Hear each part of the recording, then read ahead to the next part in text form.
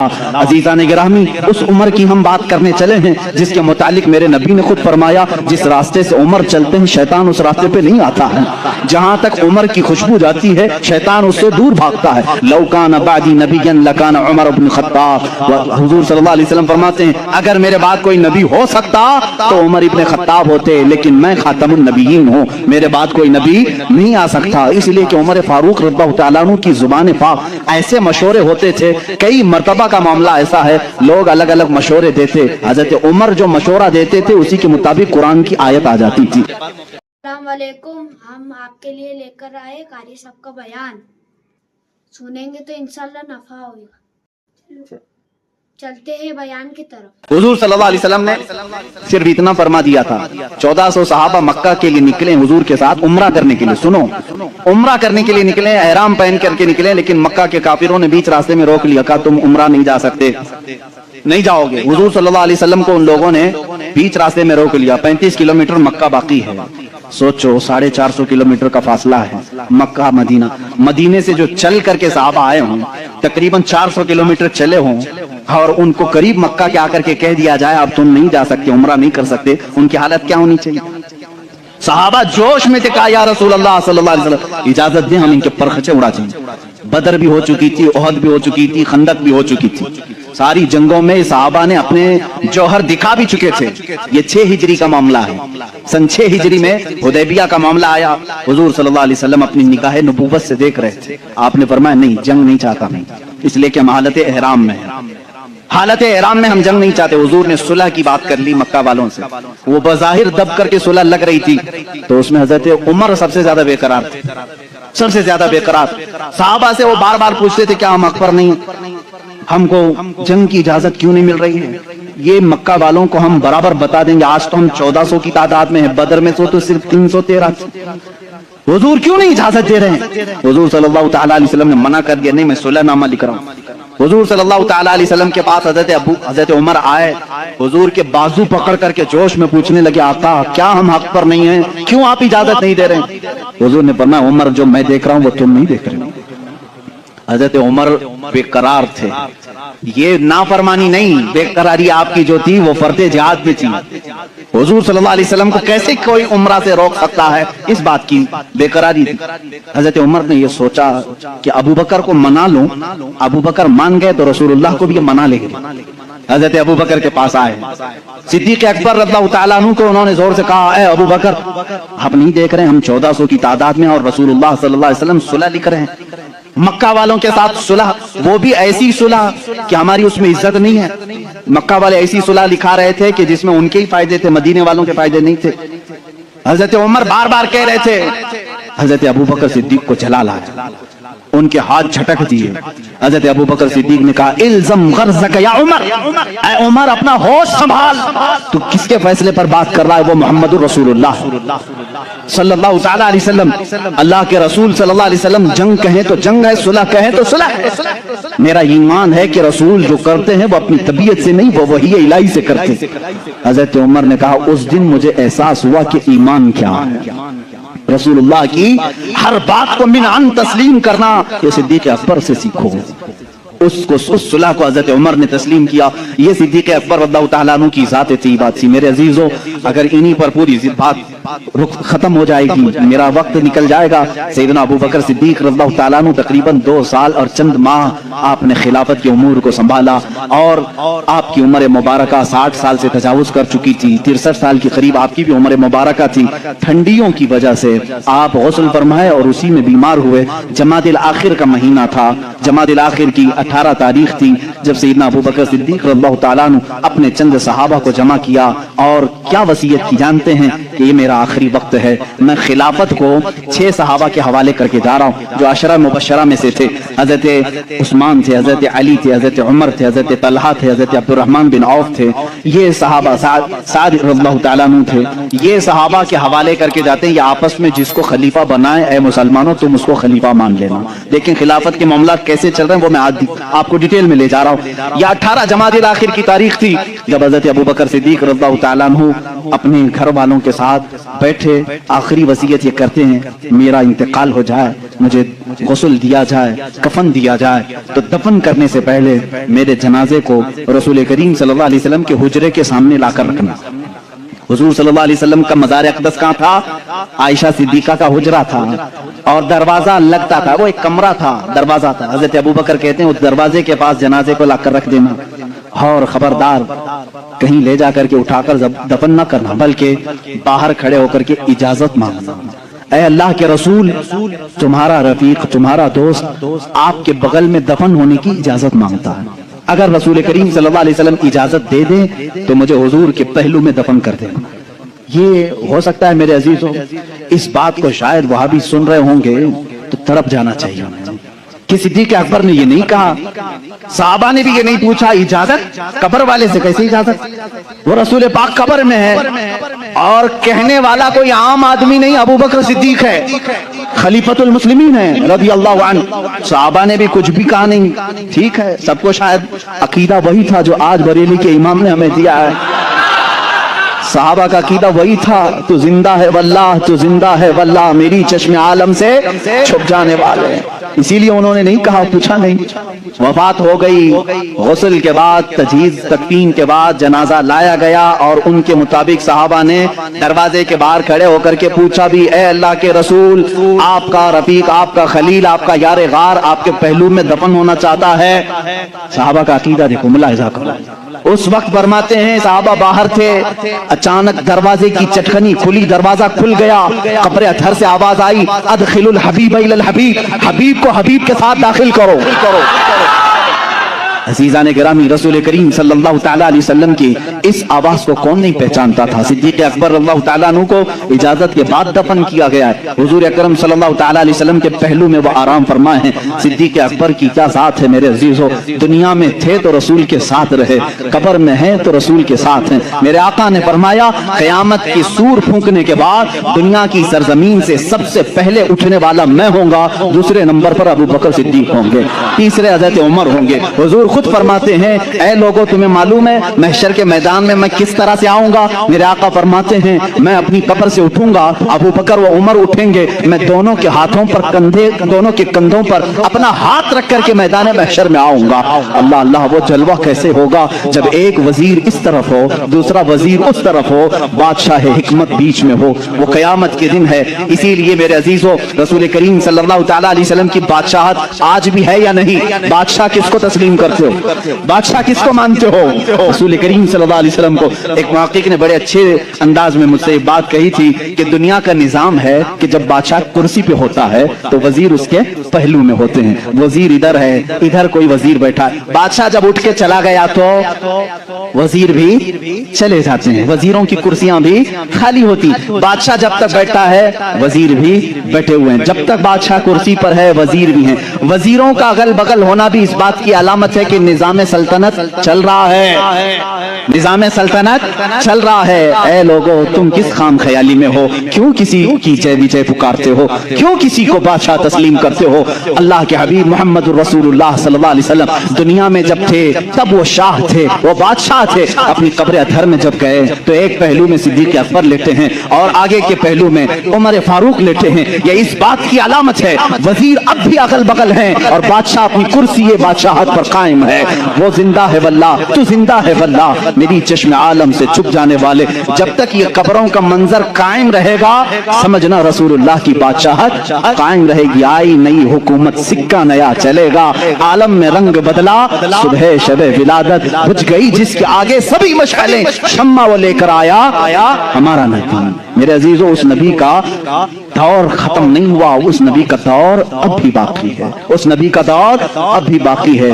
رسول کریم صلی اللہ علیہ وسلم کے جانثار صحابہ, صدیق اکبر اللہ تعالیٰ عنہ کی وفات کے بعد جو صحابہ موجود تھے انہوں نے مشورے سے, جو 6 صحابہ تھے, مشورے سے بالاتفاق سیدنا عمر ابن خطاب رضی اللہ تعالیٰ عنہ کے ہاتھ میں بیعت کر لی. یہ جمادی الاخر کا مہینہ تھا, 13ویں ہجری تھی. یہاں سے حضرت عمر فاروق نے نظام خلافت کو سنبھالا. آپ کا دور اتنا سنہرا ہے, اتنا سنہرا ہے वो उमर जिसके आदा पे शैदा सकर, इज्जो शान अदालत पे लाखों सलाह। अजीजान गिरामी, उस उमर की हम बात करने चले हैं जिसके मुतालिक मेरे नबी ने खुद फरमाया, जिस रास्ते से उमर चलते हैं शैतान उस रास्ते पे नहीं आता है।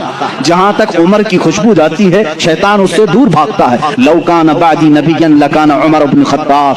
हुजूर सल्लल्लाहु अलैहि वसल्लम फरमाते हैं, अगर मेरे बाद कोई नबी हो सकता तो उमर इब्न खत्ताब होते, लेकिन मैं खातमुन नबिय्यीन हूँ, मेरे बाद कोई नबी नहीं आ सकता। इसलिए कि उमर फारूक रज़ियल्लाहु तआला अन्हु की जुबान पाक ऐसे मशवरे होते थे। कई मर्तबा का मामला ऐसा है, लोग अलग अलग मशवरे देते, हजरत उमर जो मशवरा देते थे उसी के मुताबिक कुरान की आयत आ जाती थी। अल मुवाफिक रअयही लिल वही वल किताब, आपका लक़ब दिया गया।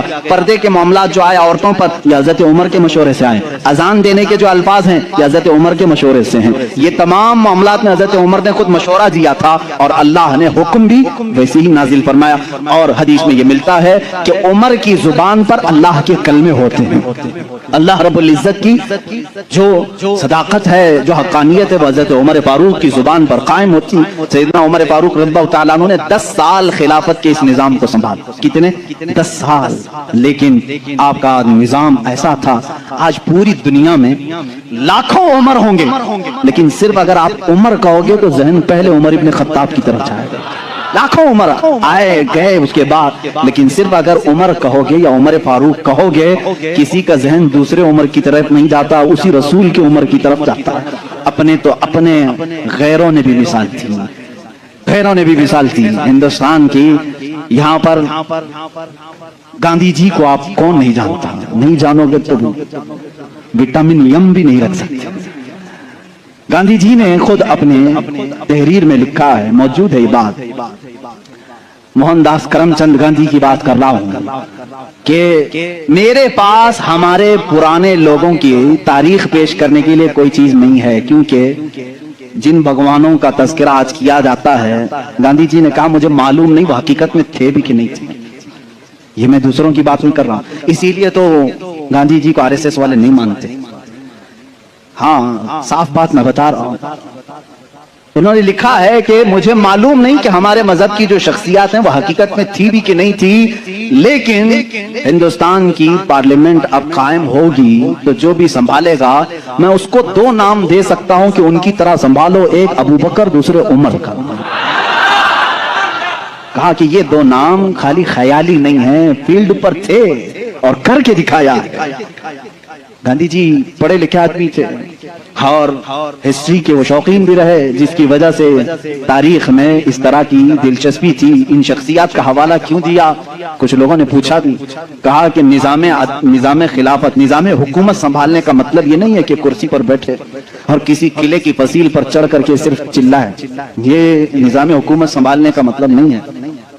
निजाम हुकूमत संभालना अगर चाहते हो, तुम्हें अगर कुर्सी पर बिठाया गया है तो दूसरी सबसे बड़ी तुम्हारी जिम्मेदारी क्या होती है, वो ये 2 खलीफा की जिंदगी में देखो। हजरत उमर कहते हैं मैं ढूंढ करके गरीबों की मदद करना चाहता था, जो बेकस है, जो मजबूर है। मुझे मदीने में एक बूढ़ी ऐसी मिली जिसका कोई नहीं था, वो गरीब भी थी, लाचार थी। हजरत उमर कहते मैंने सोचा इस बूढ़ी की खिदमत करूंगा इसके घर में जाकर के, लेकिन किसी को पता ना चले। हजरत उमर कहते मैं सुबह जब गया उसके घर पर, उसके घर का कचरा पूरा साफ था, बर्तन धोए हुए थे, उसका बिस्तर झाड़ा हुआ था, लेकिन वो औरत अपने बिस्तर से उठने के भी काबिल नहीं थी, बूढ़ी औरत थी। हजरत उमर कहते हैं दूसरे दिन मैं गया, फिर साफ सुथरा था। ये बूढ़ी औरत कैसे काम कर जाती है अपने घर के? तीसरे दिन वो कहते हैं मैं फजर की नमाज से पहले छुप कर देखना चाहता था यह औरत अपने हाथों से कैसे घर की सफाई करती, लेकिन वो कहते मैं चौंक गया। दरवाजे पर एक कोई शख्स आया, कंबल ओढ़े हुए, जल्दी जल्दी झाड़ू झाड़ रहा है, बर्तन मांज रहा है, बिस्तर सलीके से लगा रहा है। अजान हुई और फौरन बाहर निकला। हजरत उमर कहते हैं मैं इस असरार खादिम को देखने के लिए आगे बढ़ा, कंबल उठाया तो वो सिद्दीक अकबर थे, खलीफतुल मुस्लिमीन, वक्त का खलीफा। इसीलिए तो खैरों ने मुतासिर होकर के कहा दिन में अगर वो निजाम खिलाफत संभालते थे तो रात को अपनी रियाया की खबरगिरी भी करते थे, रात को अपनी रियाया की खबरगिरी करते थे। यही हाल सैयदना उमर इब्न खत्ताब का है। हजरत उमर रज़ियल्लाहु तआला अन्हु गश्त करते थे मदीने की गलियों में, ایک بار تو ایسا ہوا کہ ملک شام سے واپس آ رہے تھے حضرت عمر، ایک گھر کے پاس رک گئے، اس گھر کی عورت جانتی نہیں تھی۔ حضرت عمر اس طرح سے اجنبی لوگوں کو پوچھتے بھی رہتے تھے۔ یہ فوٹو میڈیا اور سوشل میڈیا کا دور بھی نہیں تھا کہ ہر بادشاہ کا روزانہ فوٹو چھپنا لازم ہو، نہیں جانتے تھے، بہت سارے لوگ چہرے سے بھی نہیں واقف ہوتے تھے۔ حضرت عمر معروف گئے، اس خاتون سے پوچھا خلیفۃ المسلمین عمر ابن خطاب کے بارے میں جانتی ہو؟ وہ کہتی ہاں جانتی ہوں، بہت اچھا آدمی، لیکن میری اس کو خبر نہیں، میری اس کو خبر نہیں۔ کہا کیوں؟ کہا مجھ تک اس کا غلہ پہنچا نہیں ہے، میرے گھر میں بھی فاقہ ہے۔ حضرت عمر نے کہا عمر امیر المومنین وہ مدینے میں رہتا ہے، تیرے تک خبر کیسے پہنچے گی؟ اتنی دور تو رہتی ہے ملک شام کے راستے میں۔ اس بوڑھی عورت نے کہا اگر اس کو یہاں تک کی خبر نہیں پہنچ سکتی تو اسے خلیفہ بھی نہیں بننا چاہیے۔ اگر اتنے دور کی کسی غریب کی خبر اس کو نہیں پہنچتی تو اسے خلیفہ بھی نہیں ہونا چاہیے۔ حضرت عمر اس رات اتنا روئے کہ ان کی داڑھی بھیگ گئی۔ سچ کہا اس خاتون نے، گئے بازار سے سامان خرید کر اپنے کندھے پر اٹھا لائے اور اس عورت کے گھر پہنچا ہے۔ ایک گھر مدینے کا ایسا بھی آپ نے دیکھا جہاں رات کو عورت اپنے بچوں کو تھپک کر سلاتی تھی اور ہانڈی میں کچھ جل رہا ہوتا تھا، آگ لگی ہے، ہانڈی میں پکنے کی آواز آتی۔ حضرت عمر دیکھ رہے تھے، آواز سن رہے تھے، بچوں کو ماں کہہ رہے سو جاؤ سو جاؤ، بچے کہہ رہے ماں تو روزانہ یہی بول کے سلاتی ہے، 2 دن سے پک رہا ہے، کب پکتا ہے، ہم رات کو بھوکے سو جاتے۔ حضرت عمر دستک دیتے ہیں، اس گھر والی سے پوچھتے ہیں کیا معاملہ ہے؟ کہا گھر میں کچھ بھی نہیں۔ پھر یہ ہانڈی میں کیا ہے؟ کہا پانی اور پتھر رکھی ہوں بچوں کو بہلانے کے لیے کہ اسی آس میں سو جائیں گے۔ حضرت عمر رضی اللہ تعالیٰ عنہ فرماتے ہیں مجھے اس کی خبر نہیں ہوئی، بیت المال میں گئے، پورا تھیلا اٹھایا آٹم کا، اناج کا، اپنے کندھے پر لے کر نکلے۔ ان کی غلام نے کہا یہ ہمیں دے دیں، ہم لے کر چلتے ہیں۔ سختی سے کہا قیامت کے دن کیا تو میرے اعمال کا بوجھ اٹھا پائے گا؟ مجھے اٹھانے دے۔ لے کر کیا ہے، نقاب باندھے ہوئے تھے اپنے چہرے پر۔ اس خاتون سے کہا میں روٹیاں پکاتا ہوں۔ گھر میں داخل ہو کر آٹا گوندھا، روٹیاں پکائی، بچوں کو جگایا، ان کا منہ دھویا اور روٹیاں انہیں پروسنے لگے۔ وہ خاتون کی آنکھوں میں آنسو آ گئے۔ کہا تجھ جیسا فرشتہ اللہ نے اتارا ہے، میرے گھر کئی دنوں کے بعد غذا آئی ہے۔ اس خاتون سے حضرت عمر نے پوچھا عمر کے بارے میں تمہارا کیا خیال ہے؟ عمر کے بارے میں تمہارا کیا خیال ہے؟ وہ کہتی ہے بہت نیک ہے، خلیفہ رسول ہے، لیکن کیا کروں مجھ جیسی غریب کی فریاد شاید اس تک نہیں پہنچی۔ اگر میرے بچے بھوکے مر گئے تو میں قیامت کے دن یہ شکایت ضرور کروں گی۔ حضرت عمر ہچکیاں لگ گئیں، زور سے ہچکیاں آ گئیں حضرت عمر کو۔ وہ خاتون کہنے لگی میرے بھائی تجھے کیوں اس بات کا خوف ہے، تجھے کیوں اس بات کا ڈر ہے، تو کیوں رو رہا ہے؟ حضرت عمر جن کی آنکھیں لال ہو چکی تھی، غم کی وجہ سے بدن پہ کپ کپی تھی، نقاب ہٹایا، اس خاتون کو کہا عمر ابن خطاب میں ہی۔ وہ خاتون مچل گئی اور کہا اے رب ذوالجلال تو گواہ ہو جا، میں عمر کی یہاں پر بھی گواہی دیتا ہوں اور قیامت کے دن بھی گواہی دوں گی کہ اگر کسی غریب کی خبر گیری کوئی کر سکتا ہے تو وہ عمر ابن خطاب ہے۔ 1 سال پورے مدینے میں قحط آ گیا، وہ پورے سال تک حضرت عمر فاروق نے سالن نہیں کھایا، سالن نہیں کھایا، روٹی کو پانی میں بھگوتے تھے، کھاتے تھے۔ لوگ کہتے تھے آپ کیوں نہیں کھا رہے ہیں، آپ خلیفہ ہیں؟ کہتے تھے قحط کا دور ہے، پتہ نہیں کون بھوکا ہے اور کون کھایا ہے، میں اس وقت تک نرم نہیں کھاؤں گا جب تک میری پوری رعایا خوشحال نہ ہو جائے۔ حضرت عمر کا یہ نظام تھا جس کے بعد حالات ایسے ہو گئے، صرف 2.5 سال کے بعد، صرف 2.5 سال کی خلافت کے بعد مدینے کے حالات یہ تھے میرے عزیزو، مدینے والے اپنی زکوٰۃ لے کر باہر آتے تھے، لینے والا کوئی نہیں تھا، زکوٰۃ لینے والا کوئی نہیں، سب زکوٰۃ دینے والے تھے۔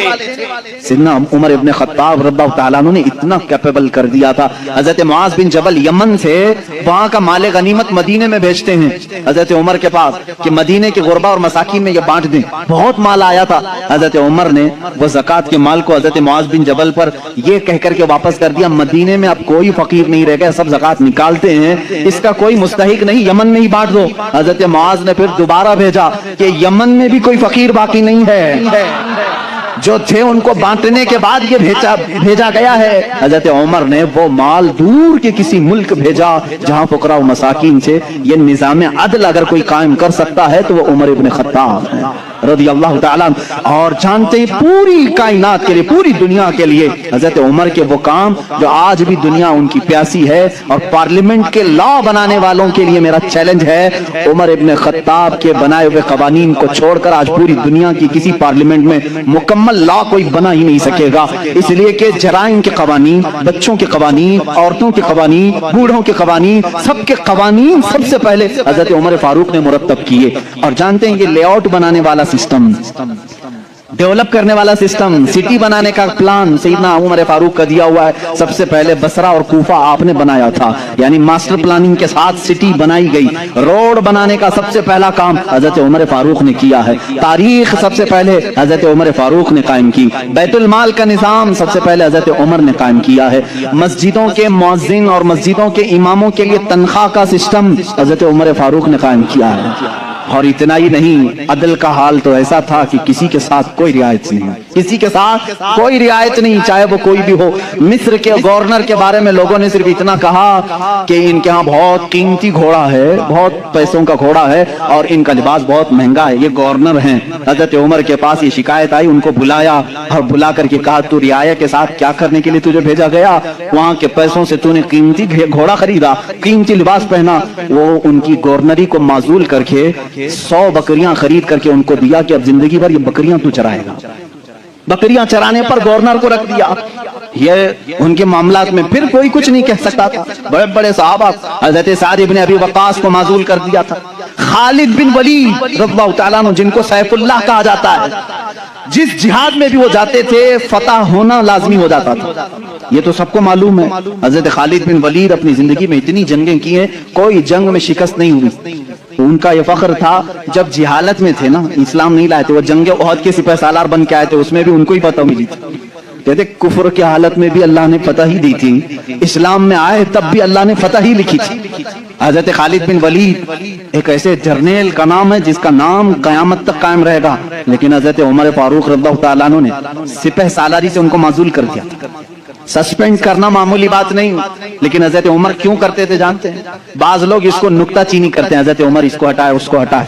हजरत उमर फारूक रज़ियल्लाहु ताला अन्हु के पास कुछ लोग सिफारिश लेकर के आए, खालिद बिन वलीद के बगैर जिहाद का मैदान कैसे होगा? उनको आपने माजूल किया। कहा माजूल किया हूं, लेकिन सिपाही बन करके वो जाएंगे, सिपाही बन करके जाएंगे, सिपाही सालार कोई और होगा। साहबा ने पूछा इस फैसले को लेने में कोई हिकमत है अमीरुल मोमिनीन? अल्लाह अल्लाह, तवक्कुल देखें। अमीरुल मोमिनीन ने कहा हाँ जरूर हिकमत है। मैं मुसलमानों को ये बताना चाहता हूँ कि कोई जिहाद, कोई जंग खालिद बिन वलीद की वजह से फतह नहीं होती, अल्लाह की मदद से होती है। सारे लोग ये डिपेंड होकर के ना बैठ जाएं कि इसी की वजह से होती है। मैं इस उसूल को तोड़ना चाहता हूँ, फतह जो मिलती है वो अल्लाह की तरफ से होती है। ये यकीन देना था, बस इसलिए मैंने माजूल किया। और यकीन तवक्कुल ऐसा हजरत उमर फारूक रज़ियल्लाहु ताला अन्हु का किताबों में लिखा है। मिस्र के गवर्नर, उन्होंने एक बुरी रस्म के मुतालिक खत लिख करके भेजा। दरियाए नील सूख जाता था हर साल, वहां के लोग अपनी 16 साल की एक नौजवान लड़की को ज़बह करते, उसकी बलि चढ़ाते थे और खून जो है दरिया नील में बहाते। उनका अकीदा था बलि देने के बाद फिर दरिया जोश मारकर ऊपर आ जाता था। हर साल ऐसा होता था।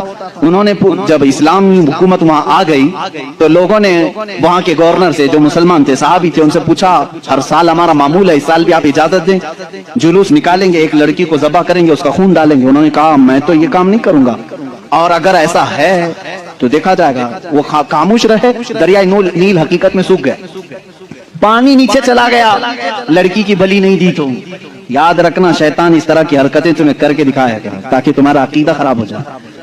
उस गवर्नर ने हजरत उमर के पास खत लिखा कि इसका क्या करूं, या कैसे हल निकालूं। हजरत उमर फारूक रज़ियल्लाहु ताला अन्हु ने जवाब में 2 खत भेजे, एक गवर्नर के नाम और एक दरियाए नील के नाम।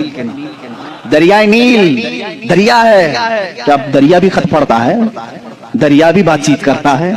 हाँ, रसूल के गुलामों के साथ हर चीज बातचीत करती है, हर चीज बातचीत करती है। हजरत उमर ने एक खत गवर्नर के नाम पर लिखा, तुम फिक्र मत करो, तुम अपने काम पर बाकी रहो, रसूलुल्लाह की शरीयत का निफाज कायम रहे।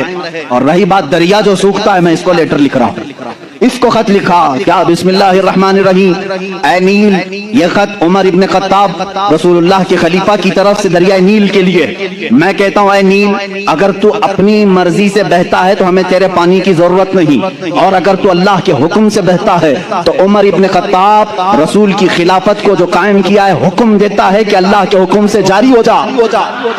اتنا لکھا اور کہا یہ دریائے نیل کو دینا اور یہ مصر کے گورنر کو دینا۔ خط لے کر کے قاصد آیا، قاصد نے گورنر کو خط پکڑا ہے، گورنر کے نام پر تھا، وہ پہنچا، دریائے نیل کے نام پر تھا جو دریائے نیل کو دیا گیا۔ اس وقت موجود مصر کے سارے لوگ شاہد ہیں، اسی وقت دریائے نیل کا پانی جوش مار کر 16 گز اوپر آ چکا تھا۔ آج تک دریائے نیل دوبارہ کبھی نہیں سوکھا، 14 صدیاں گزر گئی۔ میں خود دریائے نیل کی کشتی کی سواری کر چکا ہوں۔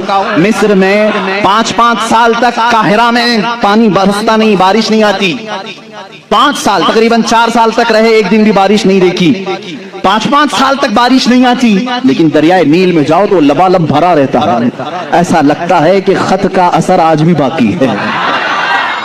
رسول اللہ کے غلاموں کی حکومت ہر شے پر قائم ہے، ہر شے پر قائم ہے۔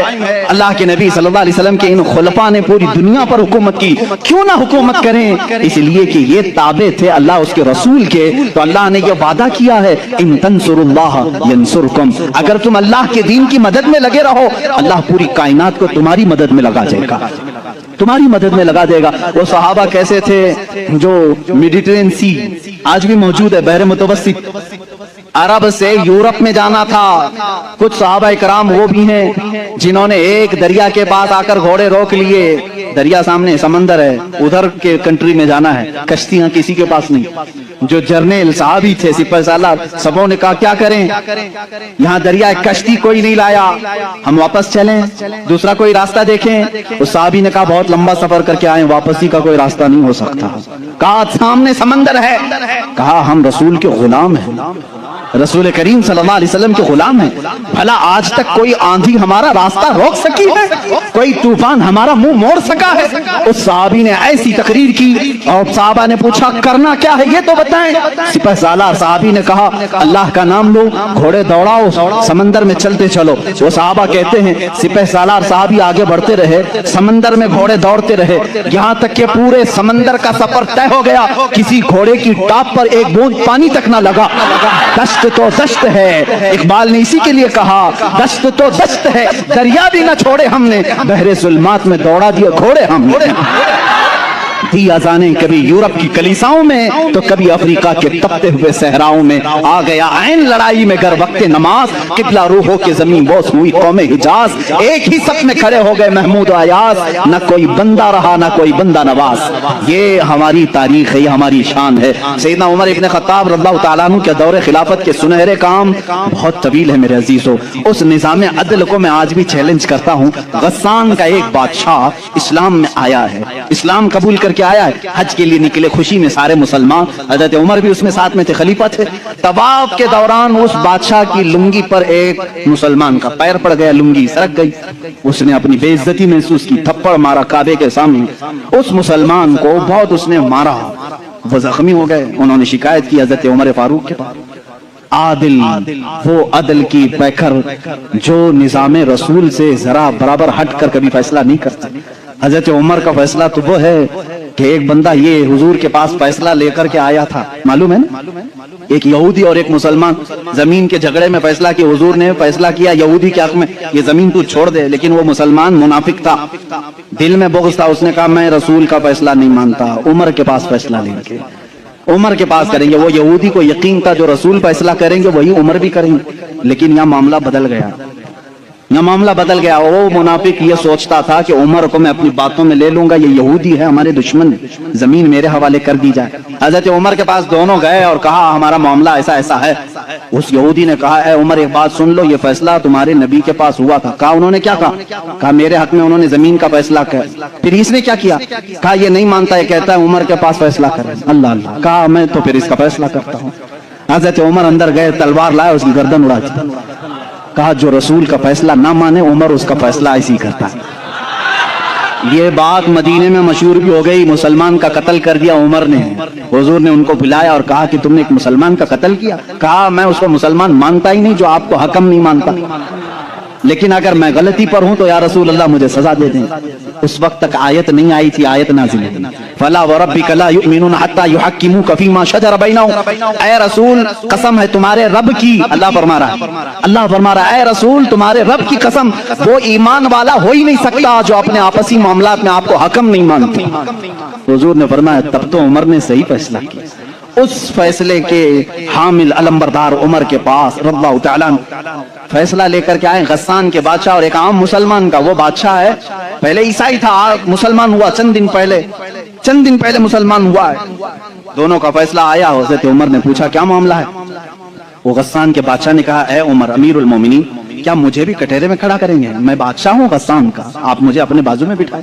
हज़रत उमर ने कहा, आज मुकद्दमा है, बादशाह नहीं, तुम भी वहीं खड़े रहोगे जहां मुकद्दमा करने वाला खड़ा है। दोनों को खड़ा किया, मामला पूछा तो उसके बाद हज़रत उमर ने कहा, तुमने ज्यादती की, उसका गलती से पैर पड़ा है। हाँ, अगर तुम्हें लगता है कि उसने तुम्हारी बेइज्जती की तो सजा भी थोड़ी होनी चाहिए थी, लेकिन जितना तुमने उसको मारा है ये उसका हक है। कहा क्या फैसला होगा? हज़रत उमर ने कहा उस आम मुसलमान से जितने थप्पड़ ज्यादा उसने लगाए तू भी लगाते, यही फैसला, जितना उसने ज्यादा मारा है तू मार। वो गस्सान का बादशाह कहता बादशाह को आम आदमी मारेगा? हज़रत उमर ने कहा हाँ मारेगा, ये निजाम रसूल है, ये निजाम रसूल है, ये कैसर और किसरा की हुकूमतें नहीं है, ये अल्लाह के नबी की कायम की हुई अदालत है। उसने कहा एक दिन की मुझे मोहलत दें, कल आकर के इस फैसले पर अमल किया जाए। आपने कहा मोहलत तो दी जा सकती, जैसे रिमांड में लेते हैं। उसको छोड़ा गया, लेकिन वो बादशाह फरार होकर के भाग गया और इस्लाम भी छोड़ दिया, मुर्तद होके चला गया। हज़रत उमर ने उस दिन कहा, कुछ लोग कहने लगे हज़रत उमर उसके हक में बात करते तो बादशाह आज मुसलमान रहता। ऐसी कुछ बातें भोली भाली लोग करते हैं, ऐसा करते तो अच्छा होता, ऐसा नहीं करना चाहिए था। हज़रत उमर ने जलाल में कहा इस तरह के 1000 छोड़कर जाएं तो जाएं, लेकिन निजाम रसूल का एक हर्फ भी मैं अपने हाथ सामने से जाने नहीं दूंगा। अदल के तकाज़ों को पूरा मैं हमेशा होता रहने दूंगा। ये सैयदना उमर फारूक की अदालत थी। ये आज पीस एंड जस्टिस की बात करते हैं, उन लोगों से बात करते हैं जिनके पास उमर जैसी अदालत है। ऐ मेरे अजीजों, अदालत के नाम पर आज बड़ा धब्बा है। यहाँ पर बहुत सारे मामला हो सकता है, बहुत सारे लोग मेरे ऊपर इस बात का भी केस कर दें कि ये हद की अदालत है, अदालत की बेइज्जती करता है। हो सकता है मेरे अजीजों, मैं उस अदालत की इज्जत करता हूं जहां अदालत होती है। मैं उसको जज और आदिल नहीं मानता जो पार्लियामेंट की सीट की भूख में मस्जिदें बेच देता हो। मैं उसकी अदालत को नहीं तस्लीम करता जो एक कलील जमात को नजरअंदाज करके हाकिम पार्टी की तरफ बोलता है। मेरे अजीजों, ऐसे लोग दुनिया में बहुत सारे आए जो ज़मीर फरोश होते हैं, ज़मीर फरोश होते हैं। हिंदुस्तान भी उसी डगर पर चलने लग गया। अब तक दुनिया की सबसे बड़ी डेमोक्रेसी, सबसे बड़ी जमहूरियत हिंदुस्तान में थी, जहां पर निजाम ऐसा था, हमारा अदलिया का निजाम बहुत अच्छा था, हमारी कोर्ट जितनी थी यहाँ पर सबके साथ बराबर का सलूक किया जाता था, हिंदू हो मुस्लिम हो। आज भी बहुत सारे जज हैं जो ओथ लेते हैं कि मेरा दीन, मेरा मजहब, मेरा सब कुछ इंसाफ होगा, संविधान होगा, मैं सामने किसी को नहीं देखूंगा। देखते नहीं आप, जज के सामने पट्टी बांधे हुए एक मूर्ति को रखा जाता है। क्यों? कानून जब भी होता है वो सामने वाले को देख करके नहीं, उसके प्रूफ सबूत देख करके। लेकिन यहाँ पर अब आम बच्चे को भी बेवकूफ बनाया जा रहा है। मैं इस बात की आवाज उठाना चाहूंगा, इस जुल्म को बंद करो, इस जुल्म को बंद करो। और ये डिक्टेटरशिप जो लाई जा रही है, इस जमहूरियत को खत्म करके, कत्ल करके, देखना चंद दिनों के बाद ये सारे निजाम खत्म करने की बात करेंगे। आज मुसलमानों के खिलाफ एक जहर फैलाया जा रहा है, इसी तरह चंद दिनों के बाद अब दलितों की बारी आएगी, इसलिए कि दलितों को भी एक आंख नहीं भाते, ये कभी पसंद नहीं करते। ये 2000 साल पुराना निजाम मनुस्मृति का लाना चाहते हैं, जहां सिर्फ चंद लोगों की हुकूमत होगी। जानते हैं, तारीख उठा करके पढ़ो, इसी सरजमीन पर ऐसे जुल्म किए गए हैं जहां चंद ब्राह्मणों ने कम जात के लोगों के कान काटे हैं, जहां लोगों के कानों में गरम तेल डाले हैं। इसी सरजमीन पर कम जात के लोगों को कूड़ा करकट में घर बनाने पर मजबूर करते थे। जहां आला जात के लोगों के पेशाब पखाने होते थे, वहां दलित बिरादरी को रखने पर ही मजबूर करते थे। हर एक के गले में रस्सी बांधकर एक मटका लटकाते थे कि थूकना है तो दलित जमीन पर थूक नहीं सकता, उस मटके में थूकेगा, इसलिए कि उसका थूक जमीन पर पड़े तो ये आप शगुन समझते थे। उस पूरे निजाम को, यहाँ पहले हिंदुस्तान में ये सारी चीजें चली हैं, कास्टिज्म, जात बिरादरी, ऊंच नीच के मामलात चलते रहे, लेकिन मैं समझता हूं कि हिंदुस्तान को जब आजादी मिली, भारत को जो आजादी मिली 1947 के बाद, सबों ने मिलकर के एक संविधान बनाया था, अदल इंसाफ का सब लोगों ने हलफ उठाया था, इसमें सबका हिस्सा बराबर का होगा, सब लोगों ने कुर्बानी दी है, सबके लिए निजाम एकसा होगा, बराबर होगा, और सबकी दीन का, सबके रिलीजियन का मान सम्मान किया जाएगा। लेकिन अब जो हालात हैं मेरे अजीजों, ये दूसरी डगर पर चल पड़े। अब यहाँ पर उस संविधान को ये खत्म करने की बात कर रहे हैं जो अंबेडकर की सरपरस्ती में बनाए गए थे, उसको खत्म करके ये नए संविधान की बात करने जा रहे हैं। चंद दिनों के बाद ये वोटिंग पावर भी खत्म करने की बात करेंगे। तुम सबको वोट देने का भी हक नहीं होगा, ठहरने की, उम्मीदवार होने की बात तो दूर है। मैं इस निजाम की खुल्लम खुल्ला मुखालिफत करता हूं और मजम्मत करता हूं, मैं मजम्मत करता हूं। हमारे लिए वही भारत और वही हिंदुस्तान अच्छा है जो हमारे बड़ों ने अपने खून की कुर्बानी से आजाद किया है। आप सब उसी भारत को तस्लीम करेंगे या नए नवेले भारत को? हम इस नवे नवेले भारत को जिस डगर पर ये ले जा रहे हैं कास्टिज्म के पर, हम उसको नहीं तस्लीम करते।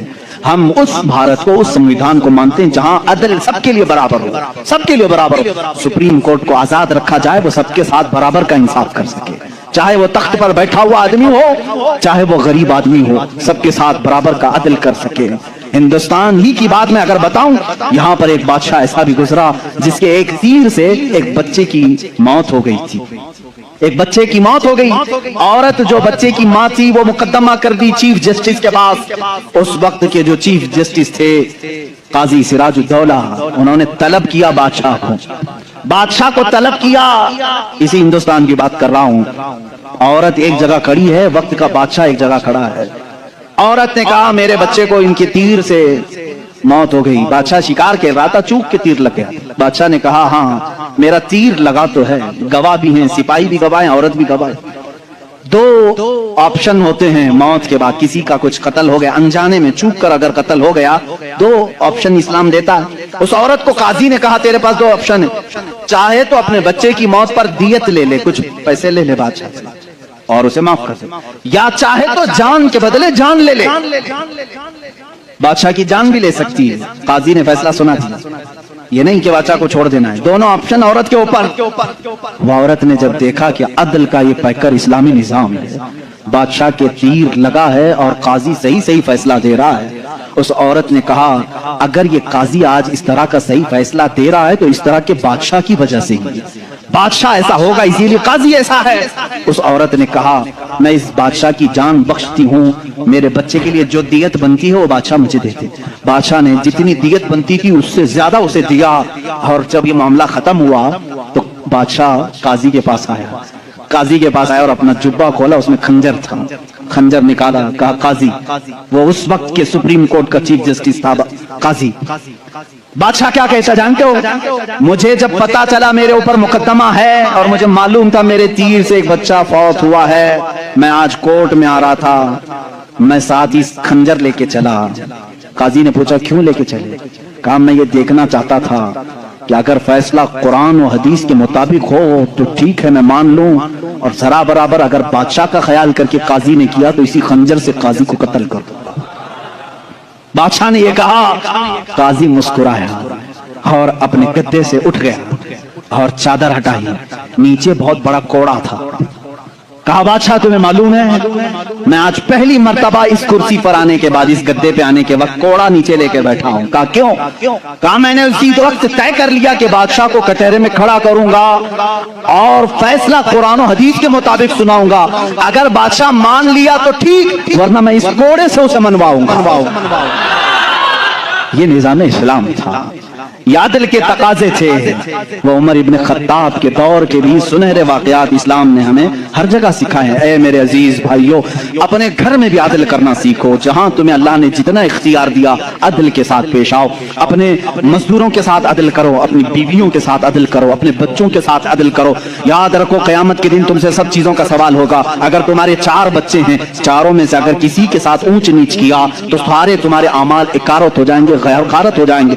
एक बच्चे کے ساتھ بھی تم ناانصافی نہیں کر سکتے، سارے کے ساتھ برابر کا سلوک کرو۔ اگر کسی کی 2 بیویاں ہیں تو فرمایا گیا عدل کا تقاضا پورا کرو، ماں باپ اگر دونوں ہیں تو دونوں کے ساتھ عدل کا تقاضا پورا کرو۔ یہ نہیں کہ ماں کی طرف جھکا ہو گیا باپ کو گالیاں دیتا ہے، یا باپ کی طرف ہو گیا ماں کو کوستا ہے، نہ، سب کے ساتھ عدل اسلام سکھاتا ہے۔ تم اگر کسی کمپنی کے مالک ہو، فیکٹری کے مالک ہو، مزدوروں کے ساتھ عدل کرو، اس لیے کہ قیامت کے دن اس سے بھی تمہارا سوال ہوگا۔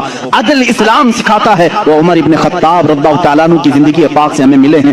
میرے عزیزو، مجھے وقت تاخیر سے یہاں تک پہنچ چکا ہے اور میں سمیٹوں گا تو میں سمجھتا ہوں عثمان ابن عفان اور حیدر کرار رضی اللہ تعالیٰ عنہما کی ذات کے ساتھ ناانصافی ہو جائے گی، اور میں قطعاً یہ نہیں چاہتا کہ ان بزرگ ہستیوں کے ساتھ جہاں ایک ذو النورین ہے تو دوسرا حیدر کرار ہے، جن کی ذات 2 جملوں میں کمپلیٹ نہیں ہو سکتی، 2 باتوں میں مکمل نہیں ہو سکتی، اس لیے تھوڑی سی قربانی کے ساتھ کل کی ایک اور رات ہم انشاءاللہ ان خلفاء کی زندگی پر گفتگو کریں گے۔ اس لیے کہ میرا معمول تو یہ تھا کل کا دن میں نے پورے اہل بیت کے لیے وقت کرنا تھا، لیکن خلفاء راشدین کی بات کے بعد انشاءاللہ العزیز اہل بیت اطہار کی بھی زندگی ہم ذکر کریں گے۔ ان 2 ہستیوں کی میں نے مختصر جھلکیاں آپ کے سامنے رکھی۔ خلاصہ کلام، زندگی میں 2 باتیں آج لے کر کے جاؤ، ایک صدیق کی صداقت، دوسرے عمر کی عدالت۔ اگر یہ زندگی میں آ گئی تو سمجھ لو اقبال نے کیا کہا جانتے ہیں؟ شاعر مشرق کہتے ہیں سبق پڑھ پھر صداقت کا، عدالت کا، سخاوت کا، سبق پڑھ پھر صداقت کا، عدالت کا، سخاوت کا، لیا جائے گا کام تجھ سے دنیا کی امامت کا، لیا جائے گا کام تجھ سے دنیا کی امامت کا۔ مطلب یہ ہے جس کے اندر 3 چیزیں آ گئی، صدیق کی صداقت آ گئی، عمر کی عدالت آ گئی، عثمان کی سخاوت آ گئی، تو پھر کوئی اسے فکر کی ضرورت نہیں، اب قوم اس سے امامت کا ہی کام لیا کرے گی۔ کرتا ہوں کہ یہ بیان آپ کو اچھا لگا، یہ بیان آپ کو اچھا لگے تو ویڈیو کو لائک کرو، سبسکرائب کرو۔ ملتے ہیں اگلی ویڈیو میں۔ السلام علیکم۔